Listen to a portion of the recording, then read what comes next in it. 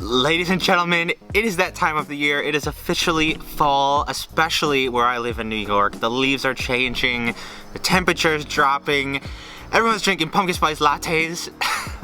Where I live in New York, it is truly the best time of the year by far. It's also the time to whip out all the old Halloween decorations and get to work in the studio a little bit. That should be about good. But what is going on, guys, and welcome back to another Buzzfeed test for today. Over on my Instagram story, I gave you another 4 options. This was the closest vote that we've had yet, but inching out the other 3 was the late night snacks. Now, there are 6 recipes shown in this video. Unfortunately, we've already done 3 of them. We've done the potato wedges, the salted caramel brownies, and the chocolate chip cookies before. Which is not really a bad thing, because it gets rid of all the sweet stuff. Today we're going to be trying out the pizza chips, the deep fried mini calzones, and the stuffed rigatoni poppers. Some more deep fried stuffed cheese based ingredients for my doctor to scream at me about. If you're watching this, I apologize, but let's get right into it. Now, first up today, guys, we're trying out the pizza chips, which is really just mainly melted mozzarella cheese with some spices in it. But for that, I grabbed some garlic powder and dried basil, some oregano and mozzarella cheese, some pepperoni slices, marinara sauce, and salt and pepper. Pretty simple stuff. Now, I started with this enormous block of mozzarella cheese. I got this one because we're pretty much gonna need cheese for every recipe we're doing today. I'll probably use this entire thing, but once I had a little bit shredded for this recipe, I grabbed my pepperoni. In the video, they use some mini pepperoni pieces. I could not find that, so today I'm gonna be spending about 40 minutes using my piping tip to cut out some miniature pepperoni circles out of these larger ones. This is what my livelihood has turned into. But we can now start to throw these ingredients together. So a few cups of the mozzarella cheese, some of my basil, oregano, some of my garlic powder, the salt and the pepper, and I gave that a light toss all together. My cheese seems to be much more coated in spices than theirs were, but I carried on. I found this miniature cupcake tin. You're gonna have to grease this with some cooking spray first, and then fill up each little tin about halfway up, just so the cheese can melt down and get pretty thin and crispy. And then I just topped all of them off with some of my mini pepperoni. And this is ready to be popped in the oven, 350 degrees, and the video says 5 to 8 minutes. I took mine out at 6 minutes and they were nowhere near done. I could barely get them out of the tray. So I popped them in for another 5 or 6 minutes. I wasn't sure if I put too much mozzarella in some of the tins because it just was not melting down and getting crispy. I eventually ended up blotting some of the oil and juice off of the top. Maybe that was the reason it was not melting down and getting crispy, who knows? And they are smelling pretty good, so I'm gonna set them aside while we work on recipe number 2. Up next today is the one I am by far most excited for, the mini pizza calzones. I'm expecting very high things from this recipe. I've tried to get you guys to vote on it before. Finally, we get to do it. But in order to make them, I grabbed some more mozzarella cheese and some pre-made pizza dough, some fresh basil, marinara sauce, some oil to fry with, and salt and pepper. Now, I'm sure I'm gonna get all of your very pleasant comments about how lazy I am for using pre-made pizza dough. If I wasn't doing 3 different recipes in this video, I would have made the pizza dough. I've made it before, relax. Once I had the dough down to room temperature, I began to chop it up into 8 or 10 pieces, and I let those individual pieces kind of rise on their own while I shredded up some more of my giant block of mozzarella cheese, and then just gathered a few basil leaves and chopped them lengthwise.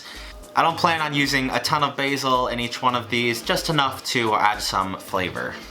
But we can start constructing these things now. So one at a time, I grabbed my cut up dough balls. I tried to roll them out or like poke them out with my hands. And then I just loaded it up with some marinara sauce, some cheese, some of that basil, a little bit of salt and pepper, and then I tried to pinch and crimp around the edge. Hopefully that cheese and marinara sauce will not ooze out into my hot oil. And once I had my vegetable oil hot enough, one or two at a time, I threw them in. I tried to get a nice brown color all around the outside. A couple of them, the sauce did start to come out a little bit, but once I saw that, I just pulled it out and it seemed to be okay. Once again, these things are smelling amazing as I cook them, but I'm gonna resist the temptation because we have one more recipe to make. The stuffed rigatoni poppers, which is the most unorthodox, out there, creative, whatever you want to call it, recipe we have today. I grabbed some ground beef and some more sauce, olive oil and rigatoni noodles, some more vegetable oil, fresh garlic, onion, and cheese, you could have guessed by now. First and foremost, we have to cut up our onion and garlic. For those of you tallying at home, add it to the list. I still feel bad for giving you guys the idea to literally go through all my videos and count the amount of onions and garlic cloves I've used. Please don't ever do something like that again. But once I had them all chopped up finally, I'm gonna get this meat mixture out of the way first. I measured out a pound of my ground beef. To that I added some salt and some black pepper, equal parts of my parsley and oregano, and then my onion and garlic that we just chopped. And how could we forget some more of our mozzarella in this? This is kind of like a cross between a meatball, a meatloaf, a hamburger mixture. I'm not sure what to call this. All I know is there's a lot of onions and cheese in here, so it'll be interesting. You're also gonna have to load this into a piping bag. I can very confidently say that is the first time I have ever done this with a ground beef mixture, and it's a little weird. But once I had that loaded up and ready to go, I grabbed my box of rigatoni noodles. You want to boil these about a few minutes shy of being fully done because you have to deep fry them. That'll cook them the rest of the way. And as I was preparing these, eventually tossing them in some olive oil so they wouldn't stick together, these are not the right size. Normal rigatoni noodles that you would use for a ziti or something are like twice the size of these things. My box says normal rigatoni, but you could see how small they are, so we're gonna have some miniature bites. I don't know, it's too late to get a different pasta now. Once my noodles were fully cooled down, I began the grueling process of piping this meat mixture into each one of our hundreds of rigatoni noodles. I was there for a few hours. At first it starts very therapeutically and then you just kind of get in the rhythm and get hypnotized by the process. You lose your mind a little bit. You start thinking about very existential things. What is YouTube? Why are we on here? How do we make a living off of piping ground beef into pasta noodles? But once I used up all of my meat mixture, I began the second grueling process, taking each individual one, coating them in flour, egg, and breadcrumbs. This recipe is pretty much the culmination of every repetitious, overdone thing we've ever done on my channel, but it's happening yet again today, and it took me a very long time. And once I had a bunch loaded up on a plate, I gave them a quick freeze for a few hours. I was supposed to do this before I coated them, but I forgot, don't kill me. And finally, you can toss these in your hot oil. I'm reusing the oil from the last recipe. That's why there was some little dark bits in there ahead of time, but you want a nice gold brown color on these as well. And once I had enough, I tried to plate them up in a little pile with a bowl of marinara sauce on the side. And after many hours of cooking, many dirty dishes, and a lot of frying, we can try all of this out. God, we're only a month from the summer and I am so pale already. So I'll be honest with you guys, I just think I did this wrong. Either I put too much cheese in the little tins or something was wrong with the cheese maybe. Like, look how thick that still is. They smell good though because they're loaded with spices.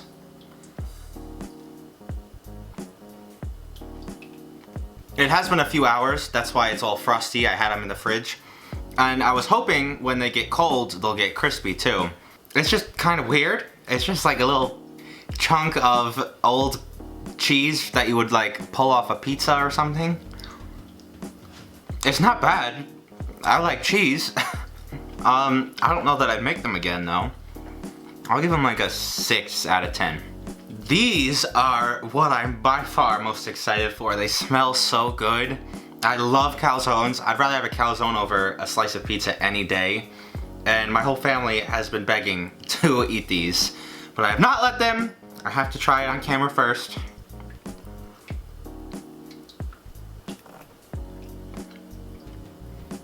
Oh my god. Holy cow. That is so good. It is the best part of a calzone. Just loaded with melted cheese and sauce. The outside is like a fried dough that you'd get from a fair or something. It's a bit greasy, as you can probably imagine. I probably could have blotted the oil off a little bit better. But man, are they good. Oh my lord. They have to get a very solid 9.75 out of 10. And last but not least, the rigatoni bites, the mini version, because they're supposed to be twice this size. That's probably why it took me so much longer to fill them and then coat them and fry them. I'm supposed to have half the number, but we got through it. They smell good, they look good. A little bit of sauce on there. They're good. The meat mixture comes through more than I thought it would have. Probably because of how much onion and garlic is in it. It's weird though, because if you just gave me this and told me it was just like a ground beef tater tot, I wouldn't even know there was pasta in it, unless I took it apart and looked. The cross section doesn't look the best. Like a whole dollop of meat in there. But the flavor's there. Not too bad. I'll give it like a 7.9 out of 10. But I hope you guys enjoyed today's video. If you did, leave a big like as always for the fact that it's October. Follow me over on Instagram, on Twitter. Don't tweet at me rude things because I'm gonna be savage back. Other than that though, have an awesome weekend and I'll see you right back here on Sunday for Pumpkin Spice episode 1.